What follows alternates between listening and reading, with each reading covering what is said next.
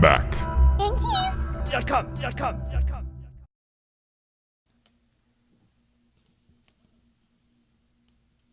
This is an example of the majority of what the keys are on there, like this size right here. And what you have underneath is this plastic scissor hinge that's attached to the key underneath. So what you're actually doing is you're separating this hinge from that key when you actually slide the tool underneath. So let me see if I can give you a side view of this. You can kind of see that right there, how it drops right there. So what you're actually doing when you're separating the two, you're taking this tool and you're sticking it inside this little fold right here. And then when you press in, that snaps that right off.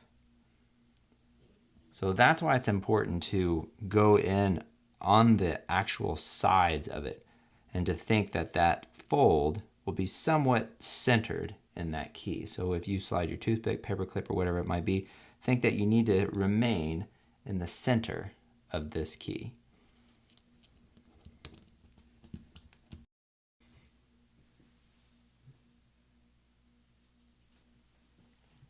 We're going to remove the S key.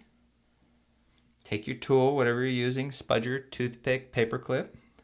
Just stick it underneath the bottom. And what we're going to do here is we're just wedging it up just enough that we can take our second tool and insert it just on the corner on our right. And you can remove the bottom key. And what we're going to do here is we're going to eventually slide this to the left. And what that's going to do is separate the S key from the plastic bracket underneath it. But before you do that, just take your finger and hold on the top and just push down, and now we can push to the left. And you've separated your S key.